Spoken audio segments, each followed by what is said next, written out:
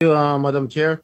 Let it be known that I am not protecting or I am not defending anyone, much less the former president of the Republic of the Philippines, President Duterte, since I am an ally of this administration led by President Bongbong Marcos, and at the same time a friend of Vice President Inday Sara Duterte. Now, since you've been asking the questions addressed to Gerald Torre, may I ask Gerald Torre, uh, how did you think did you handle the arrest of former President Duterte properly? Yes, sir. I do, sir. It's proper. It was proper. But when I saw the video, it was really, for me as a citizen of this country, it was really unbelievable. It was a very, very big disappointment because I can relate, General. Because when we were arrested way back 2001, together with my father, the same thing happened. All right, we were in the wee hours of the morning. We were the policemen barged in our hospital room at the Veterans Memorial Hospital. They were arresting us. They wanted us to be transferred to another detention cell because after the May 1 siege, at ano sabi ng mga police? Kalad ka rin na yan mga yan pag ayaw sumama. At the same time, when I saw the video, parang nag-flashback sa akin yung ginawa ng mga kapulisan ng araw sa amin. At ang sabi mo, hihilahin ko yan, hihilahin ko yan. Is that what you said, Gerald Torre? Sir, it's already all optics and tactics already No, because no, it's no, no, no, already. no. I am asking you, did you say that? Hihilahin ko, hihilahin ko Yes, yan. sir. And I actually made good of it, What sir. prompted, no, what prompted you to say that?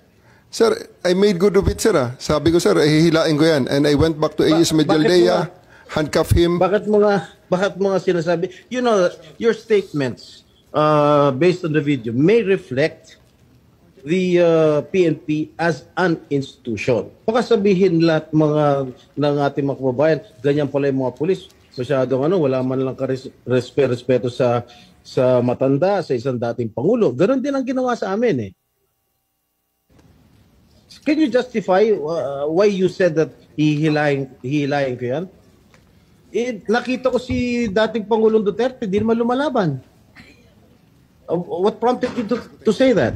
Mr. Senator, respectfully, the threat of hihilahin ko na yan was not towards the president, the former president. It was ensued after a heated argument between his counsel and General Torre. In no way was the former president threatened with bodily harm. Yes, Who was addressing the sinasabihan ni Gerald Torre? Was it the lawyer or was it the former President Duterte? Lawyer, sir, Attorney Medialdea. And actually, sir, after that, I actually went back to him, placed handcuff on him after reading him his rights and arrested him for obstruction of justice. And after All that, right. sir, I brought him to the bus and came back again and told Attorney Delgra he's next. And again, sir, I will reiterate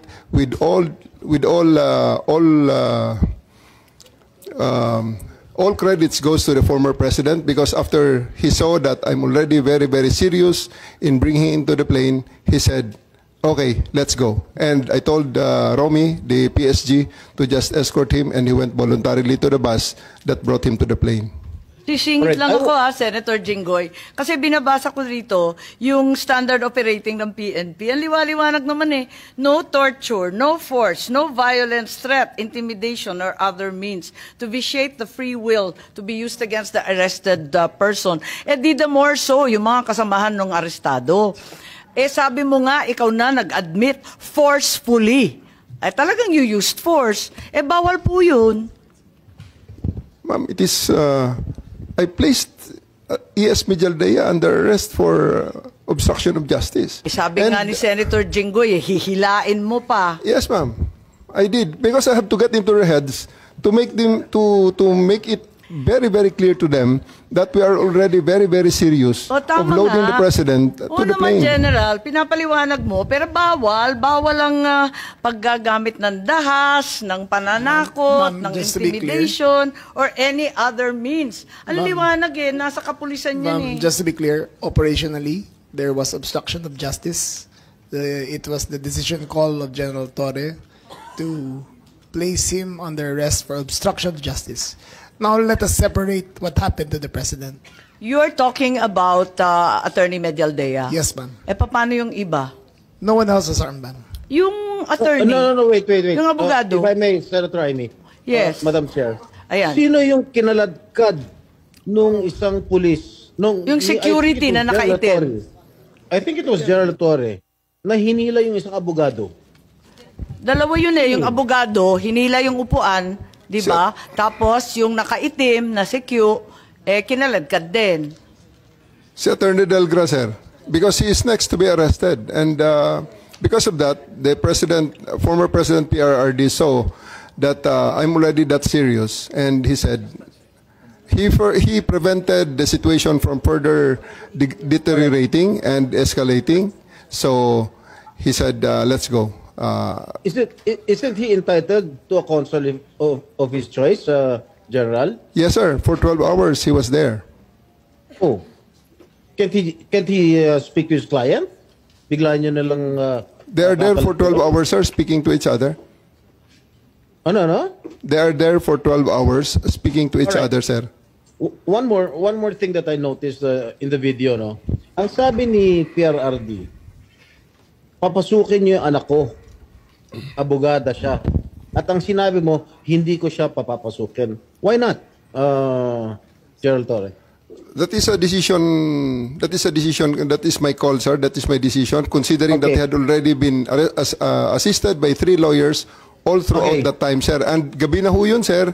The request was made at around mga 9 o'clock na, sir. 11 hours General after Torre, ganito, the first arrest. Tanggalin mo na yung titulo ni Inday Sara. Kalimutan mo na siya na Vice President siya. Pagpalagay natin hindi siya Vice President. She is an immediate member of the family. Nung kami po ay nakakulong, ang immediate members of the family, 24 hours pwede bumisita sa amin, nakakulong kami. Ito, hindi pa nakakulong. Anak ito. Bakit hindi nyo pinapasok? Maliban doon, is this not a violation of RA 7438 that requires that you guarantee access to an attorney in addition to the immediate family? The President also said na yung anak niya, yung babae, abogado ko yun, papasukin nyo. Hindi nyo pinapasok. Abogado yun eh.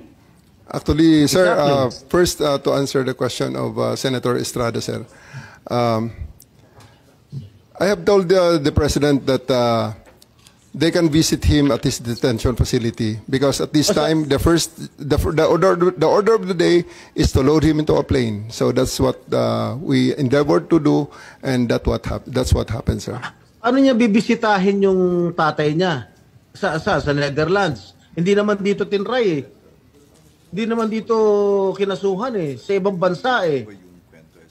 Oh, bakit hindi niyo man lang binigyan ng kortesiya yung anak na isang abogada na magkukonsulta? Katulad nga na sinabi ko kanina, yung mga nakakulong nga, 24 hours pwede bumisita ang immediate members of the family. Bakit ito hindi pa nakakulong, hindi niyo pinapasok yung anak? Our mission at that time, sir, is to deliver him to the My God. body Kahit who ano issued the warrant, mangyari, sir. Nasa batas yan. Nasa batas yan, General. Immediate members of the family, lawyers, priests, etc., etc. I should know. Nanggaling ako dyan. Tapos ito, hindi naman nakakulong. Again, I am not defending President Duterte. I'm just explaining the rights of an accused. Because naging akusado rin ako.